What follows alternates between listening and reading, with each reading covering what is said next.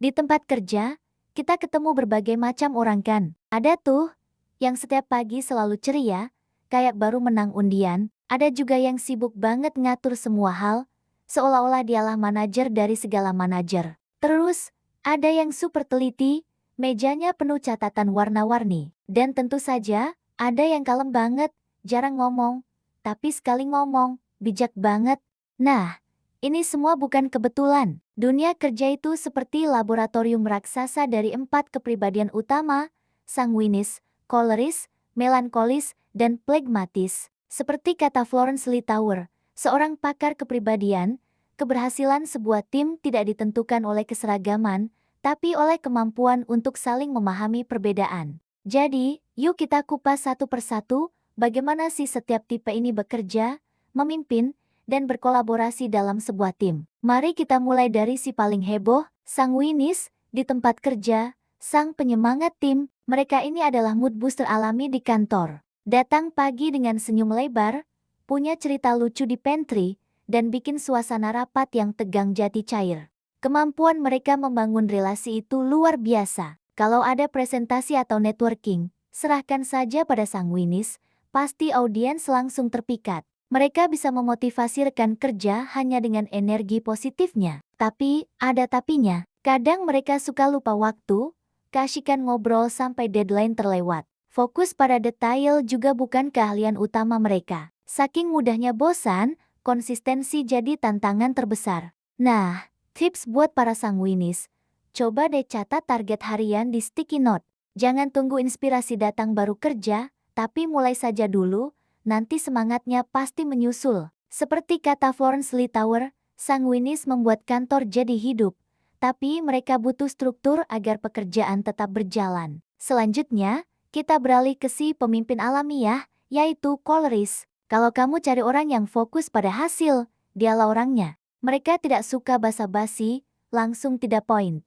Pengambilan keputusannya cepat dan tegas, seolah-olah tidak ada keraguan sedikit pun. Merekalah yang mendorong tim untuk terus bergerak maju, bahkan berani mengambil risiko kalau itu diperlukan untuk mencapai target. Pekerjaan di tangan mereka biasanya cepat selesai karena orientasinya selalu pada solusi, bukan masalah.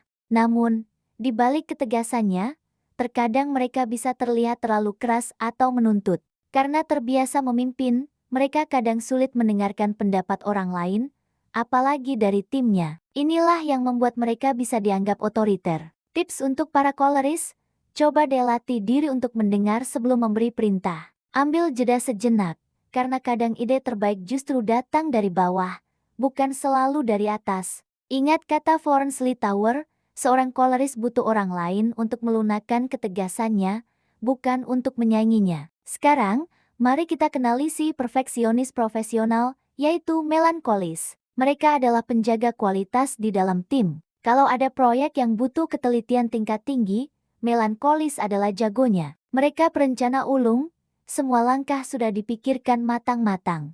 Standar mereka tinggi, dan hasil kerjanya hampir selalu rapi, akurat, dan terorganisir. Tanggung jawab mereka jangan ditanya, sangat tinggi. Mereka tidak akan menyerahkan pekerjaan sebelum yakin hasilnya sempurna. Kelemahannya, mereka seringkali terjebak di tahap perencanaan terlalu lama. Karena takut salah dan punya standar yang sangat tinggi, mereka jadi mudah stres. Mereka juga bisa sangat sensitif terhadap kritik, karena merasa hasil kerjanya adalah cerminan dirinya. Tips untuk para melankolis.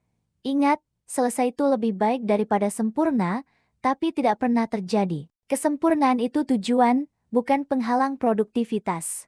Seperti yang ditulis Florence Littauer, melankolis adalah tulang punggung kualitas, tapi mereka perlu belajar menikmati prosesnya, bukan hanya terobsesi pada hasilnya. Terakhir, kita punya si penjaga kedamaian, yaitu flegmatis. Di tengah-tengah keributan deadline atau perdebatan sengit, merekalah sosok yang menenangkan. Mereka tidak suka konflik dan selalu berusaha mencari jalan tengah yang bisa diterima semua pihak. Mereka adalah pendengar yang sangat baik, sabar, dan bisa diandalkan. Karena pembawaannya yang stabil, mereka tidak mudah terbawa emosi, menjadikan mereka jangkar yang kuat dalam tim.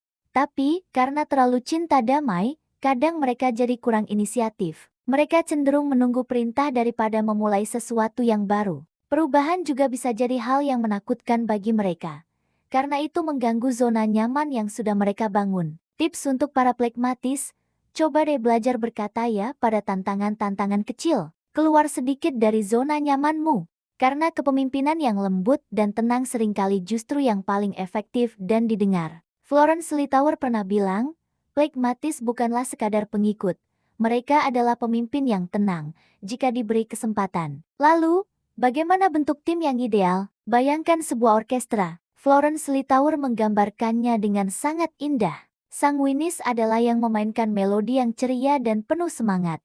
Koleris bertindak sebagai dirigen yang mengatur tempo dan arah musik. Melankolis adalah yang memastikan setiap nada dimainkan dengan harmonis dan tanpa celah. Sementara plekmatis menjaga keseimbangan suara agar musiknya terdengar tenang dan menyatu. Masalah baru muncul ketika salah satu instrumen suaranya terlalu dominan. Kalau koleris terlalu kencang, musiknya jadi bising. Kalau melankolis terlalu lambat, iramanya jadi membosankan. Jadi, kuncinya bukan tentang siapa kepribadian yang terbaik, tapi tentang bagaimana setiap kepribadian bisa saling mengisi dan menciptakan harmoni yang indah. Tim yang hebat dibangun dari perbedaan yang saling melengkapi, bukan dari kesamaan yang membosankan. Jadi, dunia kerja itu bukan tentang siapa yang paling cepat, paling lucu, atau paling pintar, tapi tentang bagaimana kita memahami kekuatan dan kelemahan diri sendiri, lalu belajar menghargai cara kerja orang lain yang mungkin berbeda dari kita. Seperti yang dikatakan Florence Littauer, tidak ada pemimpin hebat tanpa tim yang memahami kekuatan dari perbedaan. Nah, di bab berikutnya, kita akan membahas sesuatu yang sering disalahpahami. Bagaimana mengubah kelemahan dari setiap kepribadian ini menjadi kekuatan super di dunia kerja. Penasaran kan? Saya juga penasaran. Coba deh tulis di kolom komentar. Kamu tipe kepribadian apa di tempat kerja, dan rekan kerjamu yang paling sering berinteraksi denganmu itu tipe apa?